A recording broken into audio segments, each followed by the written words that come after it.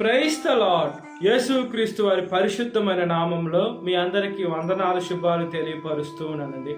సామెతలు 15వ అధ్యాయం 3వ వచనం. యెహోవా కన్నులు ప్రతి స్థలము మీద ఉండును, చెడ్డవారిని మంచివారిని అవి చూచుచుండును అని దేవుని వాక్యం సెలవిస్తుందండి.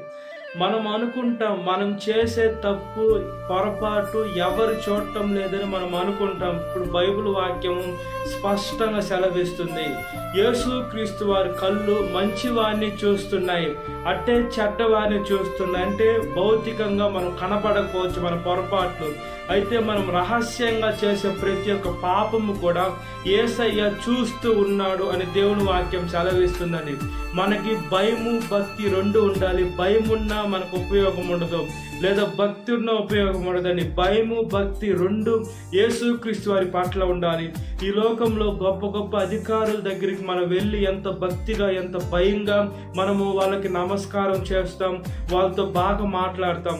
అలాంటిది సృష్టించిన సృష్టికర్త అయిన దేవుడు మనతో ఉంటే మనకి ప్రతి ఒక్క సహాయం చేస్తున్నప్పుడు మనకి భయము భక్తి రెండు ఉపయోగపడేటువంటి బిడలుగా ఉంటాయండి. మన ఆత్మీయ జీవితంలో మనల్ని ఎదగనిస్తాయి.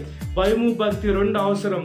అదేవిధంగా దేవుని వాక్యం సెలవిస్తుంది. ఏం సెలవిస్తుంది? ఇప్పుడు మనం చూసుకున్నాం, మంచివాడిని ఆయన కనులు చూస్తున్నాయి, చెడ్డవాడిని చూస్తున్నాయి. అంటే మనం ఎలాంటి కార్యాలు చేయాలి? మనము మంచి చెయ్యాలి కానీ చెడ్డ చేయకుండా ఉండేటువంటి బిడలుగా ఉండాలండి. ఈ లోకము ఈ శరీరం అంతా చెడ్డ చేస్తూనే ఉంది. మనము చెడు మార్గంలో మనం నడవకూడదు, మనం మంచి మార్గంలో నడవాలి. అదే యేసుక్రీస్తు వారి మార్గం. మనము ఆ మార్గంలో నడిచేది కాకుండా ఇతరులకు చెప్పాలి, బోధించాలి. అది వాళ్ళు గ్రహిస్తారో లేదా అది వాళ్ళ మీద ఆధారపడి ఉంటుందని. వింటే వాళ్ళు పరలోక రాజ్యానికి వస్తారు, మన తండ్రితో ఉంటారు, సృష్టించిన సృష్టికర్తని తెలుసుకుంటారు, వాళ్ళని కన్న కాపరిని వాళ్ళు తెలుసుకుంటారు. ఎవరైతే నమ్మకుండా ఈ లోకంలో ఉన్నటువంటి వాటికి ఎడిక్ట్ అయిపోయి వీళ్ళు చెప్పేది అబద్ధమని లేకుంటే మనం చెప్పేది నిజమని తెలిసినా కూడా ఇంకా ఈ లోకమైనటువంటి జీవితానికి ఎడిక్ట్ అయి ఉంటారు. దానికి ఎవరు బాధ్యులు కాదు. మరణం ఎప్పుడు వస్తుందో మనిషికి తెలియదు, లేదా దేవుడు రాకడ ఎప్పుడు వస్తుందో తెలియదు. మనము ప్రతి ఒక్కరికి బోధించాలి. ఆ బాధ్యత దేవుడు మనకు పెట్టున్నాడండి. మనం బోధించుకుంటే దేవుడు మనల్ని లెక్క అడుగుతాడు. నేను నీకు నా వాక్యం నీకు చెప్పాను, నువ్వు ఇతరులకి సర్వలోకానికి వెళ్ళి సర్వ సృష్టికి సువార్త చెప్పమని నీకు చెప్పాను కదా, నువ్వు వీళ్ళకి ఎందుకు చెప్పలేదు? నువ్వు చెప్పుంటే ఒక మాట కాకుండా ఒకరన్నా ఒక మాట విని మారుండొచ్చు కదా అని యేసయ్య మనల్ని క్వశ్చన్ అడిగితే మనం ఏం చేస్తామండి? కాబట్టి మనము మంచి మాటలు చెప్పేటువంటి బిడలుగా ఉండాలి. చెడువారు మనల్ని చూసి మారేటువంటి బిడలుగా ఉండాలి. మనమే చెడ్డ మార్గంలో నడిస్తే మనము పాపులం అయిపోతాం. కాబట్టి మనం కొలిచేది పరిశుద్ధమైన దేవుణ్ణి, కాబట్టి మనం పరిశుద్ధమైన మార్గంలో నడిచినట్లుగా ప్రార్థన.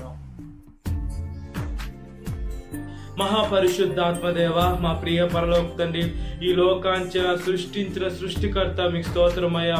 యేసే మీ కన్నులు చెడ్డవారిని చూస్తున్నాయి, మంచి వారిని చూస్తున్నాయి. గొప్ప దేవుడా, పరిశుద్ధమైన దేవుడా, నమ్మదగిన దేవుడా, మీకు స్తోత్రం చెల్లిస్తున్నానయ్యా. యేసే మా జీవితాన్ని మేము పరిశుద్ధపరచుకోవాలయ్యా. మీ వాక్యము మా పాదములకు దీపమై ఉంటుందయ్యా.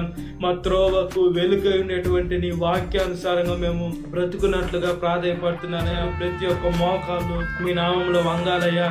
చిన్నదైనా పెద్దదైనా తప్పేనయ్యా. ఈ లోకంలో నేను చేసేది చిన్న పొరపాట్లే, లేదా చిన్న దొంగతనం, లేదా చిన్న అబద్ధంలని, చిన్న పెద్ద ఒక అబద్ధం చెప్తే ఆ అబద్ధము 1000 అబద్ధాలకి దారి తీస్తుందయ్యా.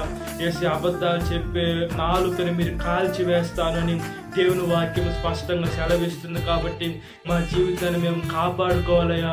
వేసి అదేవిధంగా మా మనసుని మేము కాపాడుకోవాలయ్యా. వేసి మీ వాక్యాన్ని మాకు ఇచ్చి మంచి మార్గం చూపించారు.